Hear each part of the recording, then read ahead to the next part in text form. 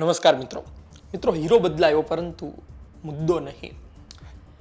આદિવાસી વટ્ટામાં આદિવાસી વિસ્તારમાં હીરો બદલાઈ રહ્યો છે પરંતુ મુદ્દો આજની તારીખે પણ કેન્દ્રમાં એ જ છે, ખેડાણ।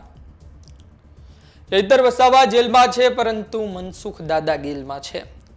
ભારતીય જનતા પાર્ટી સત્તાધારી પાર્ટી માટે આ નુકસાનકારક છે કે પછી થોડું ઓછું નુકસાનકારક છે?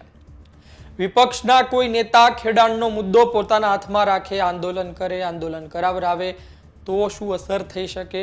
અને ભારતીય જનતા પાર્ટીનો જ કોઈ નેતા આંદોલન કરે અથવા કરાવરાવે તો કેવી અસર થઈ શકે? વિસ્તારથી વાત કરું તો ગુજરાતમાં આદિવાસી બેઠક, આદિવાસી રાજકારણ અતિ મહત્વનું છે। આ વચ્ચે એક સાંસદ, ભરૂચ લોકસભાથી આવતા સાંસદ ભારતીય જનતા પાર્ટીની સામે જ, ભાજપના નેતાઓ સામે જ વિરોધ વ્યક્ત કરે છે। એક જે સિસ્ટમ છે તેની સામે વિરોધ વ્યક્ત કરે છે।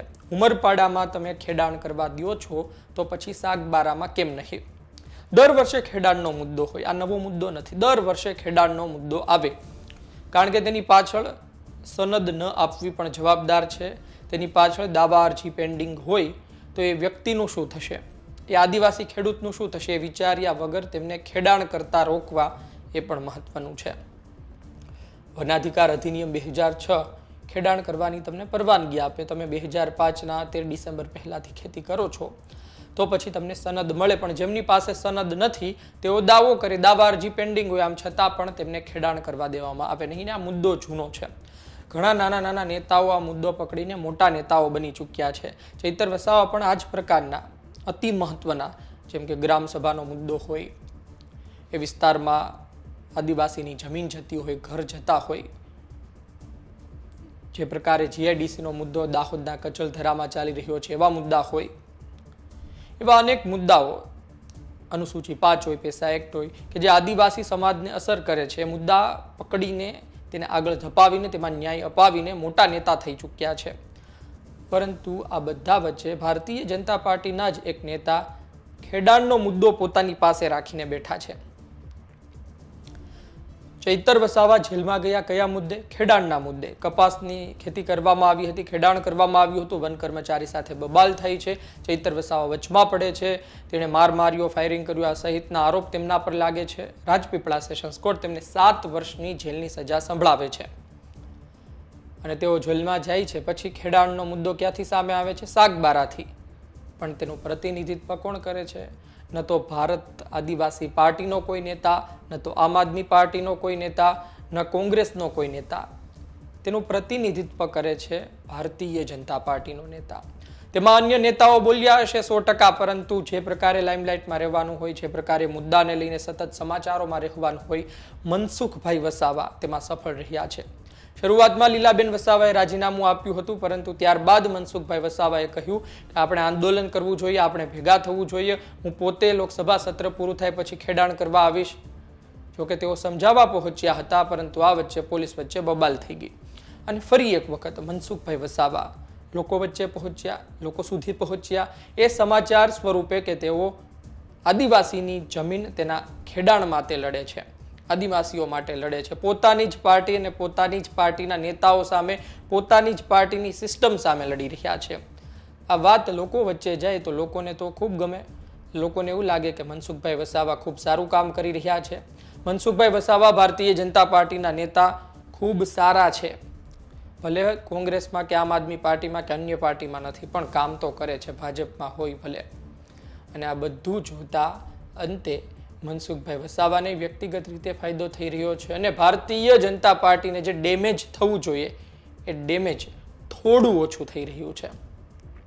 મૂળ વાત એ છે કહેવાની કે આ ખેડાણનો મુદ્દો વિપક્ષના કોઈ નેતાએ પકડ્યો હોત અને ત્યારબાદ સતત તેમાં તેઓ બોલતા રહે, અન્ય વિસ્તારથી ખેડાણની બબાલ આવે તો ત્યાં પણ તે પહોંચી જાય અને એક આંદોલન શરૂ કરે તો આપણે સમજી શકીએ કે ભારતીય જનતા પાર્ટીના હાથમાંથી ધીરે ધીરે આદિવાસી પટ્ટો જાય, અમુક વિસ્તાર જાય, અમુક વિધાનસભા જાય એવું દેખાય।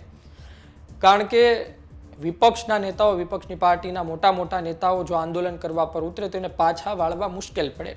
આ તો અંતે ભારતીય જનતા પાર્ટીના જ નેતા છે, એમણે તો કહ્યું છે કે હું સમજાવવા ગયો હતો ને હજુ પણ વિચાર વિમર્શ કરવામાં આવે, આ બાબતે મંથન કરવામાં આવે, અને આ બાબતે વાતચીત કરવામાં આવે તો આનું નિરાકરણ થઈ શકે છે.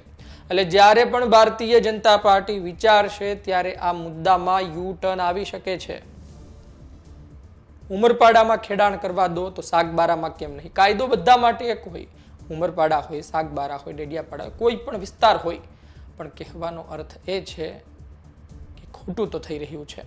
બેવડી નીતિ તો વાપરવામાં આવી રહી છે.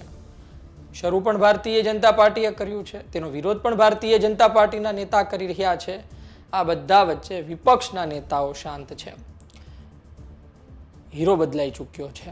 કહેવાની વાત એ જ હતી, ચૈતર વસાવા આજની તારીખે બહાર હોત તો એ ખેડાણનો મુદ્દો પકડી રાખત અને આ મુદ્દે સતત બોલત તો શું થાત? જે પ્રકારે છેલ્લે બિલોઠીની બેઠક જીત્યા તેનાથી વધુ સારું પરિણામ આવનાર દિવસમાં આવી શકે. સ્થાનિક સ્વરાજ્યની ચૂંટણીમાં જે કરંટ જોવા મળ્યો તેનાથી પણ વધુ સારું પરિણામ 2027ની વિધાનસભા ચૂંટણીમાં મળી શકે. ભારતીય જનતા પાર્ટીએ બસ એવા ધારાસભ્યો હવે બનાવવાની જરૂર છે કે જેઓ સાંસદની જેમ બોલે. ભારતીય જનતા પાર્ટી પાસે મનસુખભાઈ વસાવા સાંસદ છે જે ખુલીને બોલી દે છે, પણ ધારાસભ્યો બધા ચૂપ થઈને બેઠા છે. જોઈએ આવનાર દિવસમાં શું થાય છે. અંતે આદિવાસી સમાજ માટે સારી વાત છે. એમના સેન્ટરમાં જે મુદ્દો છે, કેન્દ્રમાં જે મુદ્દો છે ખેડાણનો, તે બાબતે ભાજપના નેતા પણ બોલી રહ્યા છે અને વિપક્ષના નેતાઓ પણ બોલી રહ્યા છે. એટલે તેમને માટે તો ફાયદાની વાત છે. દરેક પાર્ટી બોલે એટલે ફાયદાની વાત જ ગણાય, ન્યાય મળવો જોઈએ. પણ આ બધા વચ્ચે ભારતીય જનતા પાર્ટી ખૂબ જ સમજી વિચારીને મનસુખ દાદાને આગળ વધવા દેતી હોય તેવું લાગી રહ્યું છે. નુકસાન થઈ રહ્યું છે, પરંતુ જો આ મુદ્દો અન્ય પાર્ટીના નેતાઓ પકડે તો પછી નુકસાન વધુ પણ થઈ શકે છે. જોઈએ ભારતીય જનતા પાર્ટી મનસુખભાઈને ક્યારે પાછા બોલાવી લે છે, ક્યારે યુટર્ન લાગી જાય છે, ક્યારે મુદ્દો શાંત થઈ જાય છે અને ચૈતર વસાવા આવનાર દિવસમાં જેલ બહાર આવે છે કે નહીં આવે, તો પછી ખેડાણના મુદ્દે કેટલું બોલે છે.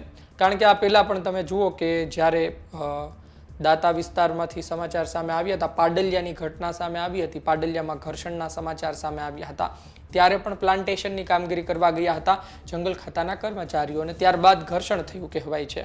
પણ મૂળ વાત તો એ જ હતી ખેડાણની. મૂળ વાત તો એ જ હતી કે વર્ષોથી અમે ત્યાં ખેડાણ કરીએ છીએ. ચૈતર વસાવા પણ ત્યાં પહોંચ્યા હતા ત્યારે તેમણે ખૂબ ભાષણો પણ આપ્યા હતા. આ મુદ્દો વિધાનસભામાં પણ ચાલ્યો હતો, સવાલો પણ પૂછવામાં આવ્યા હતા. એટલે આ મુદ્દો વિપક્ષ માટે મોટો છે.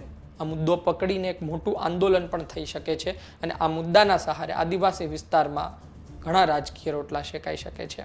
જોઈએ આવનાર દિવસમાં શું થાય છે, કોને કેટલો વધુ ફાયદો મળે છે. હાલની સ્થિતિ એ છે કે મનસુખભાઈ વસાવા આ બાબતે શાંત થવા તૈયાર છે, પરંતુ તમે નિરાકરણ લાવો. ભારતીય જનતા પાર્ટીના નેતાઓ નિરાકરણ લાવો. શ્રેય પણ તમારી જ પાર્ટીના નેતાને જશે. કોણે વિજય અપાવ્યો એ પણ તમારી જ પાર્ટીના નેતાનું નામ આવશે, પરંતુ તમારે આદિવાસીઓનું કામ કરવું પડશે. આ વાત સાથે હાલ આદિવાસી વિસ્તારમાં અલગ અલગ ચર્ચાઓ ચાલી રહી છે, તેમાંનો એક આ ભાગ પણ છે. આપનું શું કહેવું છે કોમેન્ટ બોક્સમાં જરૂરથી જણાવજો. ધન્યવાદ.